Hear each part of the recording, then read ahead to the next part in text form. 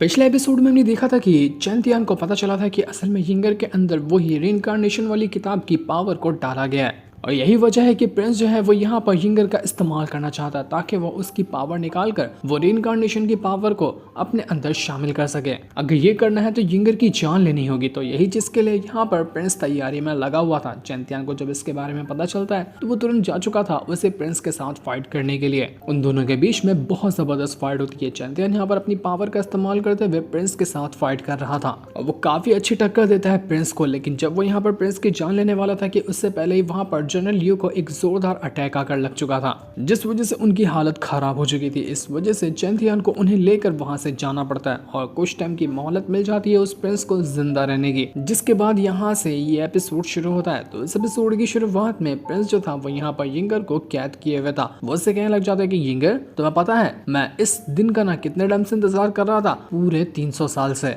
जब पहली बार तुम्हारे एंसेस्टर को वो सेलेस्टियल किताब मिली थी ना रीइंकार्नेशन वाली, उसी टाइम से मैंने सोच लिया था कि कब वो पावर मेरे पास आएगी और इतने दिनों के इंतजार के बाद आज यहाँ पर मुझे वो मौका मिलता हुआ नजर आ रहा है। आज मैं यहाँ पर तुम्हारे डिवाइन कॉन्शियसनेस के अंदर से उस रीइंकार्नेशन की किताब की पावर को घसीट कर बाहर निकाल लूंगा और उसके बाद मैं इस तरह का कल्टीवेटर बन जाऊंगा कि पूरे के पूरे इस एम्पायर के अंदर मेरे सामने खड़े होने वाला नहीं होगा कोई। तो यिंगर उससे कहना चाहती कि तुमने इतने सारे लोगों को मारा, इतने सारे लोगों को यहाँ पर तुम बंदी बना कर रखे हो, किस लिए? सिर्फ एक बेकार सी किताब के लिए? आखिर ऐसा क्या है उस किताब के अंदर? मेरे पास वो किताब की पावर है, मुझे तो कभी कुछ महसूस नहीं हुआ। तो प्रिंस कहने लग जाते कि तुम्हारे लायक की वो किताब नहीं है, लेकिन जिसके पास वो जाएगी ना तो उसके बाद तुम उसकी पावर देखना कि वो कितना ज्यादा खतरनाक हो जाता है। मैं यहाँ पर तुमसे वो रीइंकार्नेशन की किताब की पावर हासिल करूंगा, उसके बाद तुम अपनी आंखों से मुझे पावरफुल होता हुआ देखोगी। लेकिन वैसे तुम्हें टेंशन लेने की जरूरत नहीं है। जितने भी तुम्हारे फैमिली के लोग मरेंगे, जितने भी लोग यहाँ पर मुझे पावरफुल बनाने में मरेंगे ना, मैं उनको ऐसे ही मरता हुआ नहीं छोड़ूंगा। मैं यहाँ पर ये अनाउंस कर दूंगा कि वो सारे के सारे फ्रीडम फाइटर थे और आखिरी दम तक के लड़ते हुए अपनी जान गंवा दी है। ऐसे कचड़ों की तरह उनकी जान गई ऐसा नहीं कहूंगा मैं किसी को। अब तो खुश हो ना, अब तो तुम सुकून से मर सकती हो। ये सुनकर यिंगर को बहुत ज्यादा गुस्सा आ रहा था। वो तुरंत अपनी पावर का इस्तेमाल करते हुए प्रिंस के ऊपर अटैक करने की कोशिश करती है, लेकिन प्रिंस यहाँ पर उसके अटैक को डिस्ट्रॉय कर देता है। वो उसे कहने लग जाता है कि मरना चाहती हो अपनी पावर का इस्तेमाल करके, तो रुको, इसकी टेंशन लेने की जरूरत नहीं है। थोड़ा समय यहाँ पर तुम्हारी पावर बाहर निकाल लो, उसके बाद तो वैसे भी तुम्हें मार डालूंगा मैं। तो इतना जल्दी मरकर कोई मतलब नहीं है। आज जो तुम इस सिचुएशन के अंदर फंसी हो ना, तुम्हें तो यहाँ पर अपने एंसेस्टर वगैरह को श्राप देना चाहिए कि आखिर उन्होंने तुम्हारे अंदर वो रीइंकार्नेशन की किताब क्यों डाली। अगर तुम्हारे अंदर वो पावर नहीं होती तो मैं यहाँ पर तुम्हें बंदी भी नहीं बनाता। मैंने तुम्हारे एंसेस्टर को पहले भी कांटेक्ट किया था कि वो यहाँ पर रीइंकार्नेशन की किताब हमें दे दे, लेकिन नहीं, उनको तो ज्यादा ही नाटक चढ़ा हुआ था, तो उन्होंने यहाँ पर वो पावर तुम्हारे अंदर ही डाल दी। अब फंसी रहो तुम यहाँ पर इस मुसीबत में। जिसके बाद देखते ही देखते वहां पर उस प्रिंस के जितने भी साथी वगैरह थे वो एक फॉर्मेशन को क्रिएट कर लेते हैं जिसका नाम था डूम सीलिंग फॉर्मेशन। और जब यहाँ पर ये फॉर्मेशन एक्टिवेट हुआ है तो कोई भी यहाँ पर फॉर्मेशन के अंदर एंट्री नहीं मार सकता, चाहे वो कितना भी ज्यादा पावरफुल कल्टीवेटर क्यों ना हो। बाहर के सभी लोगों को अंदर आना अलाउड नहीं होगा ताकि चैंतियन यहाँ पर आकर उसका ये काम रोक न डाले। जिसके बाद प्रिंस जो था वो अपनी पावर का इस्तेमाल करते हुए यिंगर के ऊपर अटैक करना शुरू कर देता है। वो यहाँ पर उसको तड़पा कर उसके अंदर से उसकी पावर बाहर निकालने की कोशिश कर रहा था। साथ ही साथ जितने भी लोगों को उसने कैद किया होता है, जिसमें से कुछ यिंगर की फैमिली वाले थे, कुछ दुश्मन वगैरह थे, वो उन सभी की पावर को निचोड़ना शुरू कर देता है, जो सारी पावर उसके फॉर्मेशन को स्ट्रॉन्ग बना रही थी। और ये फॉर्मेशन हेल्प करेगा यिंगर की पावर को बाहर निकालने में, जिस वजह से कितने ही लोगों को यहाँ पर तकलीफ होने लग जाती है और वो लोग अपनी जान गंवा रहे थे। वो प्रिंस तो यहाँ पर चिल्ला कर कह रहा था कि करो मेरे फॉर्मेशन और लोगों की पावर को एब्सॉर्ब करो, बस यहाँ पर तुम स्ट्रॉन्ग हो जाओ, उसके बाद तुम मुझे निकाल कर दे देना इस यिंगर की पावर को। बहुत मजा आ रहा है, आज यहाँ पर मुझे कोई नहीं रोक पाएगा। मैं बनूंगा सबसे ज्यादा पावरफुल कल्टीवेटर, देखता हूँ कि कौन यहाँ पर आकर मुझे रोक सकता है। कोई नहीं रोकने वाला। तो वहीं बाहर जितने भी बचे हुए लोग थे वो लोग यहाँ पर हमला करते हुए अंदर घुसने की कोशिश कर रहे थे, लेकिन कोई फायदा नहीं होता। इनके सभी साथी अंदर जाकर फंस चुके थे जिनकी जान जा रही थी और वो प्रिंस ही यहाँ पर उनकी जान ले रहा था। ये बाकी लोग अपने साथियों को बचाने के लिए अंदर जाने की कोशिश कर रहे थे, लेकिन कोई फायदा नहीं होता और उनकी भी हालत खराब होने लग गई थी। तो इस चीज को देख कर यिंगर जो थी वो यहाँ पर कहने लग जाती कि चैंतियन तुम कहाँ पर हो? मैंने बस अब यहाँ पर अपनी सारी उम्मीदें छोड़ दी है। अगर कोई मुझे बचा सकता है ना इस दुनिया में, वो अब सिर्फ तुम हो। तुम्हें आकर मुझे बचाना होगा वरना सब कुछ खत्म हो जाएगा। और यहाँ पर यिंगर इतने प्यार से चैंतियन को बुलाया और चैंतियन यहाँ पर आए ना, ऐसा कैसे हो सकता है? जिसके बाद देखते ही देखते वो फॉर्मेशन डोम सीलिंग जो बनाया था उस प्रिंस ने, उसके ऊपर वो घंटा आकर खड़ा हो जाता है। ये घंटा वही था जिसको चेंटियन को 10 बार बजाने का ऑर्डर मिला था और बजा बजा कर चेंटियन ने घंटे की वाट लगा दी थी। तो उसी घंटे को उठाकर यहाँ पर चेंटियन लेकर आ गया था।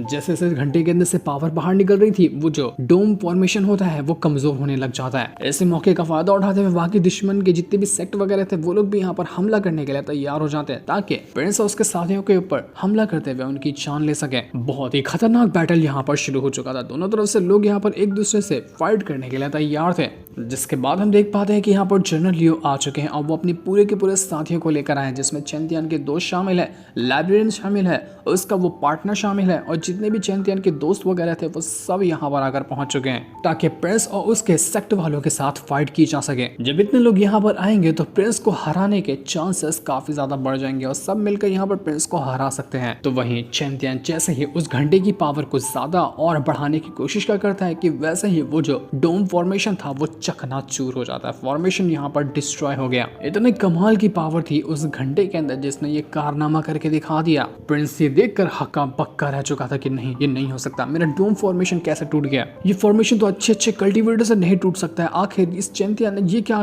कारनामा करके दिखाया? कहाँ से लाया है घंटी? नहीं, मैं इसको ऐसे छोड़ूंगा नहीं। जैसे फॉर्मेशन टूटा था, यिंगर वहां पर आजाद होकर नीचे गिरने लग जाती है, पर तभी वहां पर चेंटियन आता है और उसको गोद में उठाते हुए वो उसको संभाल चुका था। जो देख कर यिंगर काफी ज्यादा खुश हो जाती कि चेंटियन तुमने आकर मुझे बचा लिया। चेंटियन उसे कहता है कि तुम्हें फिक्र करने की जरूरत नहीं है, अब मैं यहाँ पर आ गया हूँ ना, तुम्हें कुछ नहीं होगा, मैं सारी की सारी सिचुएशन को हैंडल कर लूंगा, तुम बस आराम करो और आराम से यहाँ पर इस लड़ाई के मजे लो। प्रिंस जो था वो यहाँ पर चेंटियन से कहना चाहता है कि तू यहाँ पर सीधा सीधा मौत के मुंह में उठकर आ गया। तुझे पता है ना कि यहाँ पर पिछली बार भी तू मुझसे बचकर भाग गया था, इस बार भी तू बचकर भागने नहीं दूंगा, तुझे जान से मार डालूंगा, तू नहीं बचेगा इस बार। तो चेंटियन कहने लग जाता है कि तूने यहाँ पर यिंगर को इतनी ज्यादा तकलीफ दी, उसके फैमिली में से कितने सारे लोगों को जान से मार दिया, तुझे क्या लगता है कि मैं यहाँ पर तुझे माफ कर दूंगा? आज मैं तुझे ना नर्क के दर्शन करवाने वाला हूँ, तो इसके लिए तू तैयार हो जा। तेरी जान जाएगी, वो भी सिर्फ आज ही के दिन जाएगी। आज के दिन के अलावा तू जिंदगी में एक भी दिन और जिंदा नहीं रह पाएगा, ये मेरी गारंटी है। इतना कहते साथ ही चेंटियन जो है वो तुरंत यहाँ पर अपनी मार्शल स्वॉर्ड को बाहर निकाल लेता है और उसकी मदद से एक सेलेस्टियल स्वॉर्ड स्ट्राइक अटैक देकर मार देता है उसी प्रिंस के ऊपर, जिस वजह से प्रिंस के ऊपर जो अटैक लगा था वो बहुत ज्यादा खतरनाक था और वो उड़कर दूर फेंका चुका था। ये देखकर वो जो एल्डर होता है प्रिंस का, वो काफी ज्यादा भड़क चुका था कि आखिर चेंटियन तेरी हिम्मत कैसे हुई प्रिंस के ऊपर अटैक करने की, छोड़ूंगा नहीं मैं तुझे, तू बचने नहीं वाला है। तो वो तुरंत यहाँ पर अपनी पावर का इस्तेमाल करते हुए जैसे ही चेंटियन के ऊपर अटैक करने की कोशिश कर रहा था कि बीच में मेलिन वहां आकर पहुंच जाती है और उस एल्डर से कहने लग जाती है कि क्यों एल्डर, इतने बुढ़ापे में ज्यादा कुछ जोश चढ़ रहा है क्या? जोश चढ़ा तो मेरे पास आओ ना, मैं तुम्हें अभी यहाँ पर ठंडा कर देती हूँ। अरे तुम्हारी बूढ़ी हड्डियां टूटेंगी एक बार तो जुड़ने में बहुत तकलीफ होगी।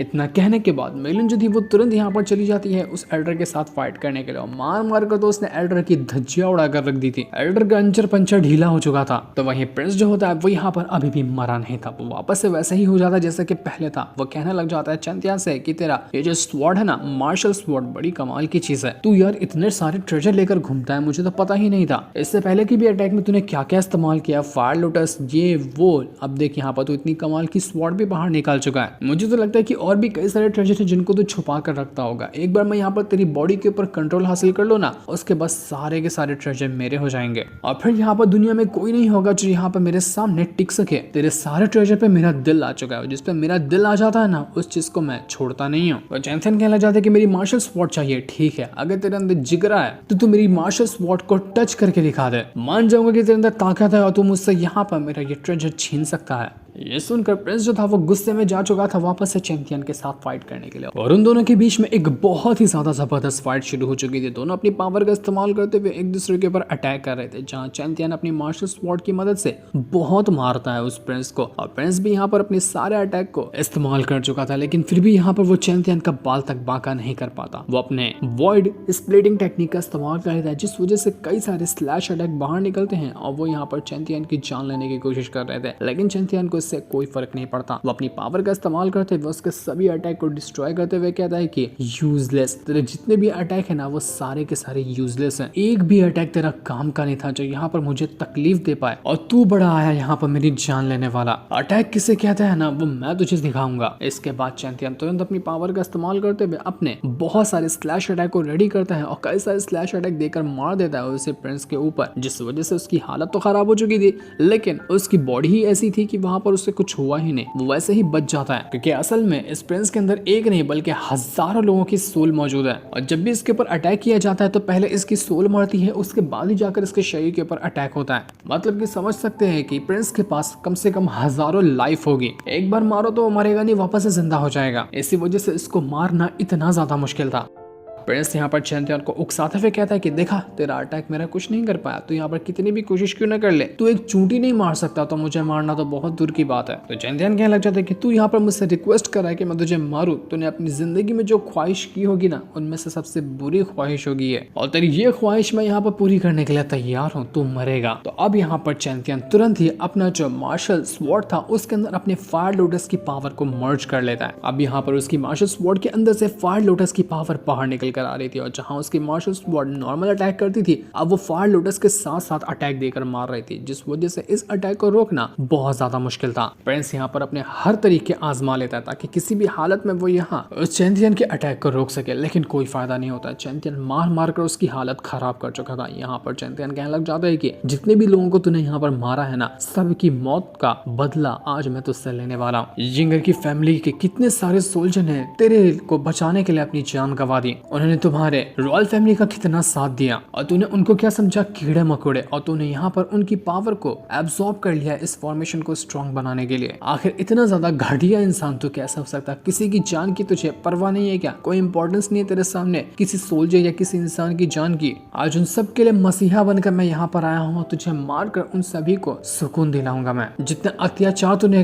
करने थे ना लोगों के ऊपर, वो सब तो कर चुका है। अब तेरे पापों का घड़ा भर गया है, उसे फोड़ने की बारी है, और उसे फोड़ूंगा तो मैं ही फोड़ूंगा। चैंपियन यहाँ पर मार मार कर प्रिंस का अंजर पंजर ढीला कर चुका था। इतनी मार खाने के बाद प्रिंस की हालत खराब हो जाती है। अब वो यहाँ पर एक भी अटैक करने के लायक में था ही नहीं, और चैंपियन को पता था कि यही उसके पास मौका है, चाहे जितने वो अटैक करना चाहे वो प्रिंस के ऊपर कर सकता है। अगर यहाँ पर प्रिंस बच गया तो उसको मारना बहुत मुश्किल होगा। तो चैंपियन पूरी ताकत का इस्तेमाल करते हुए बहुत मारता है उस प्रिंस को, और अपने स्वॉर्ड के अंदर से फायर लोटस का एक भवंडर क्रिएट करता है, और उसी के अंदर वो जाकर फंसा चुका था उसी प्रिंस को, जिस वजह से प्रिंस की हालत खराब, और चैंपियन वापस से अटैक कर करके प्रिंस का थोपड़ा बिगाड़ चुका था। इतने अटैक खाने के बाद प्रिंस ऐसा लग रहा था कि यहाँ पर मारा जा चुका है, वो एकदम बुरी हालत में जा चुका था। लेकिन तभी उसके अंदर जो सोल थी वो यहाँ पर उसको पोजेस करके वापस से खड़ा कर देती है, यानी कि अभी तक ये मरा ही नहीं। कैसा इंसान है कि ये मरने का नाम ही नहीं लेता है। चैंपियन खुद हैरान रह चुका था कि आखिर ये मरता क्यों नहीं है। स्वॉर्ड एम्पायर चैंपियन से कहने लग जाता है कि चैंपियन, ऐसा लगता है कि इसके अंदर ना करीब करीब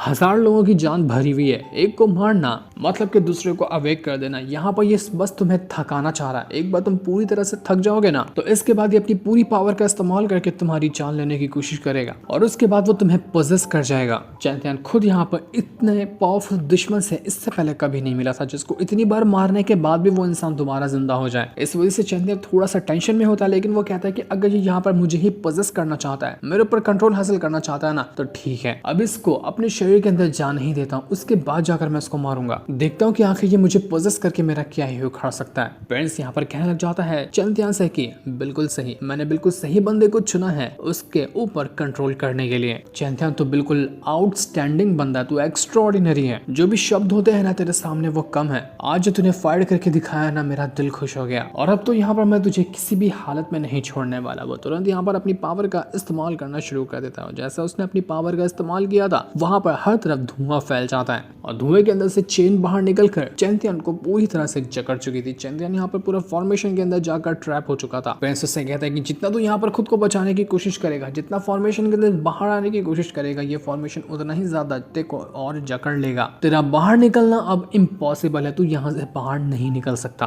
अब तू इतना कमजोर हो चुका है कि मेरे लिए सबसे बहुत ईजी टारगेट है तेरे शरीर के ऊपर कंट्रोल करने के लिए। तो चैंपियन बस अब तू अपने आप को बाय बाय कह दे, क्योंकि आज से तेरा शरीर मेरा होगा। वो यहाँ पर अपनी पावर का इस्तेमाल करते हुए एक बहुत ही पावरफुल स्पिरिट को समन कर लेता है, और उस स्पिरिट को भेज चुका था वो चैंपियन के स्पिरिचुअल वर्ल्ड के अंदर, क्योंकि ये स्पिरिट भी यहाँ पर उसी प्रिंस के कंट्रोल में है। तो ये स्पिरिट जब जाएगी चैंपियन के स्पिरिचुअल वर्ल्ड के अंदर, तो वहां से वो प्रिंस चैंपियन के शरीर को कंट्रोल कर पाएगा। तो जैसे ही वो स्पिरिट यहाँ चैंपियन के स्पिरिचुअल वर्ल्ड के अंदर आती है, वो देखकर कहने लग जाती है कि अरे वाह, ऐसा लगता है कि इसका स्पिरिचुअल वर्ल्ड नहीं बल्कि पूरी एक दुनिया है। क्या ही कमाल की और क्या ही खूबसूरत जगह है ये, तो यहाँ पर आकर मजा ही आ गया। अब अब ये पूरी जगह मेरी होने वाली है, यहाँ पर मैं ही राज करूंगा। लेकिन शायद ये बचकाना भूल रहा था कि यहाँ पर कोई और भी नहीं बल्कि सीधा स्वॉर्ड एम्पायर रहता है, और उसको पता चला कि कोई घुसपैठिए ने अंदर घुसने की कोशिश की है, तो बेचारे इस एल्डर का क्या अंजाम होगा। ये चीज हमें पता चलने वाली है नेक्स्ट एपिसोड के अंदर कि आखिर इस एल्डर का हुआ क्या, जिस दिन को दिखाते साथ ही ये वाला एपिसोड यहीं पर एंड हो जाता है। Thanks for watching.